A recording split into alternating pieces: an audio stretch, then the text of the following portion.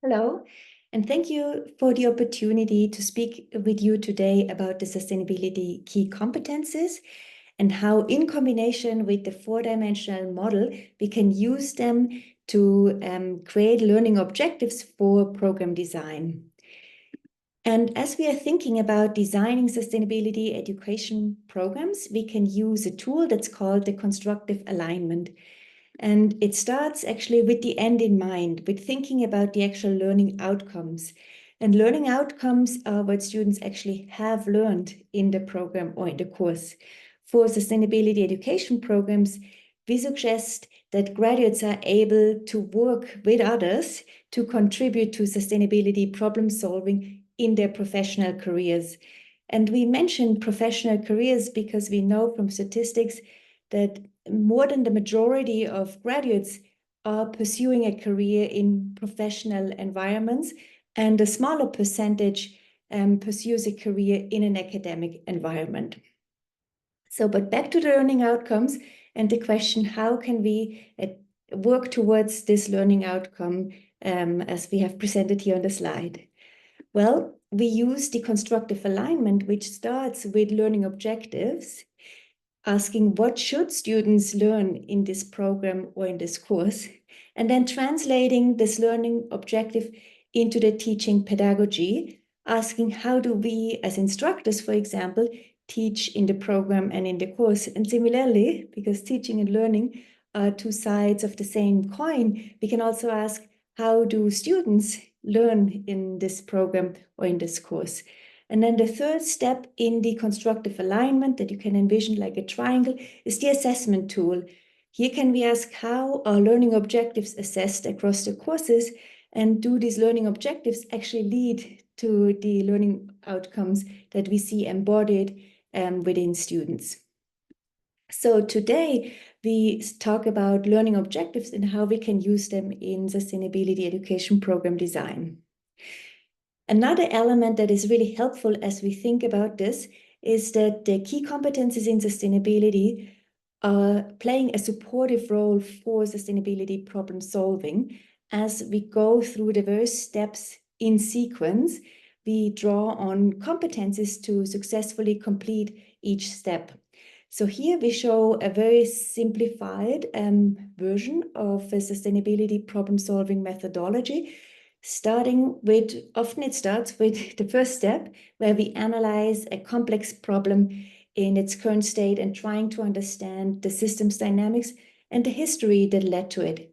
And then we move over to the right side, exploring the range of future states, from exploring crafting a sustainability vision towards the other end, looking at what does the future look like when business as usual continues, looking at so-called non-intervention scenarios.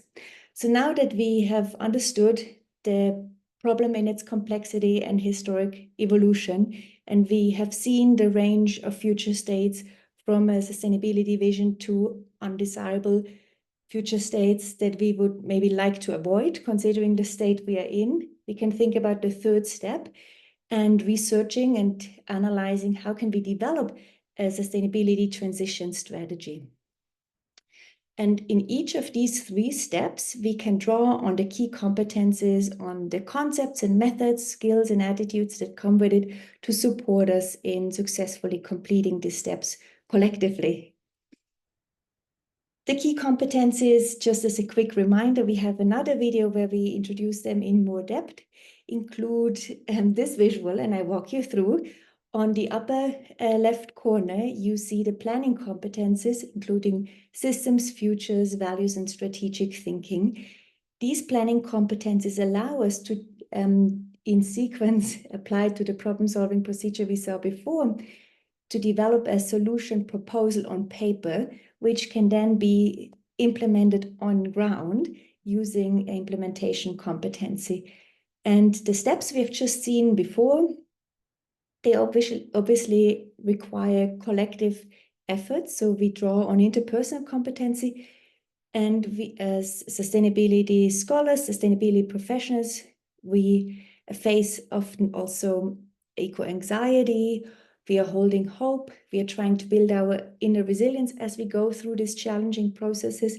So we also need interpersonal competency and understanding how these planning competencies, the professional competencies in sustainability and implementation competency, how they come together in this procedure of sustainability problem solving that represents integrated problem solving competency. So now let's look at this so-called 4D model, which is officially called the Unified Framework of Competencies for Sustainability Transformation. And this Unified Framework of Competencies for Sustainability Transformation evolved out of a systematic literature review conducted by Redman and Week and published in Frontiers in Education in 2021. And we draw on their visualization of the interrelation of the competencies.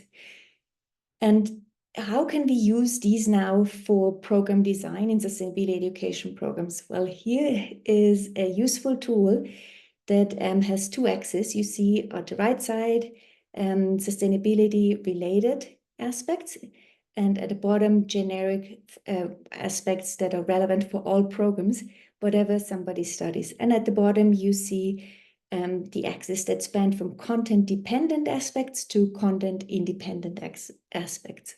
So now we can think about learning objectives that relate to key competencies in sustainability as being one important element of our sustainability education program. Another element then are professional competencies, and we want to develop learning objectives related to professional competencies as well as learning objectives related to general competencies. And then there are also obviously more content-dependent learning objectives that relate to content knowledge and disciplinary specific competencies. So with this overview, let's now look into each of these boxes, starting with the disciplinary competencies and content knowledge. And they relate to topics such as water, climate, energy, food, and international development, and skills including environmental and social governance and supply chain management. And obviously these are skills that are reflected in methods that operationalize also concepts of governance. Now, looking at the general competences, here we can understand them similar to the 21st century skills. In particular, you can think of critical thinking, that's relevant for everyone in a degree program, creativity and learning. Then the professional competencies are often associated with skills for caring professions. Sustainability scholars and practitioners are part of the caring profession as we care for people and the planet. And important in this work of care is compassionate communication, responsive project management as key professional competencies. And then obviously the key competencies in sustainability, as we saw them just before in the figure from Redman and Week 2021, including the 4 planning competencies that are the key professional competencies supported through the key professional competencies like intrapersonal competence and interpersonal competence, the collaborative competence, and then being translated from theory into practice, from knowledge to action through action competences such as implementation and integrated problem-solving competences. So here we have the 4 dimensions along which we can define learning objectives to plan our sustainability education programs and then start to operationalize them, as we saw, into pedagogies and assessments, etc. As we were looking at these 4-dimensional models and reflecting on the landscape of sustainability education programs that we have seen, Jordan King, Krista Heise, Alex Remy, and myself, we were discovering that we can actually paint a little bit a picture of 4 distinct types. One of them being sustainability related and disciplinary grounded programs. Another one then is the general education programs. A third one is sustainability across the curriculum. And the 4th then are the sustainability programs. And what I've shown you here are just approximation, sketches. The idea is to visualize the different programs, place different emphasis to any of those 4 dimensions as they combine them.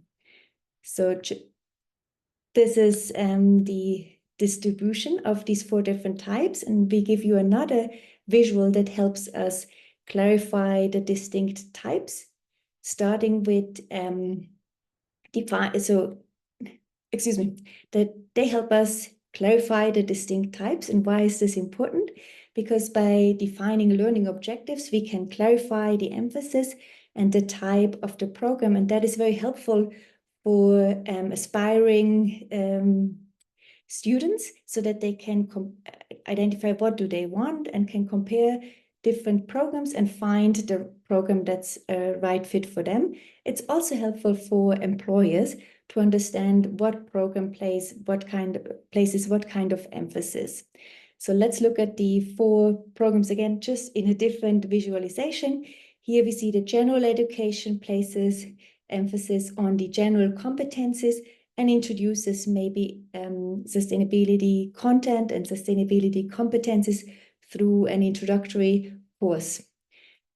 Sustainability across the curriculum, as the name says, introduces into the content, the subject matter of the degree program, but also in sustainability content and competences, and takes more space and emphasis on this. Then sustainability-related disciplinary programs, they really hone into the disciplinary content and the associated competencies with that content, and also adds as a concentration sustainability content and competences. And then fourthly, we have the sustainability programs where the emphasis is on sustainability content, sustainable food systems, for example, and the sustainability competencies to support problem solving around sustainable food systems. So here we have just again an approximation to invite everyone to think about what type of program would they like to design for and how they can then place the emphasis on these 4 different dimensions of learning objectives. I hope that presentation gave a little bit of clarity what the 4D model is. It's the unified framework to use sustainability key competencies as a tool to design the sustainability education program that fits your local context and the ideas of the stakeholders you're working with. Thank you so much.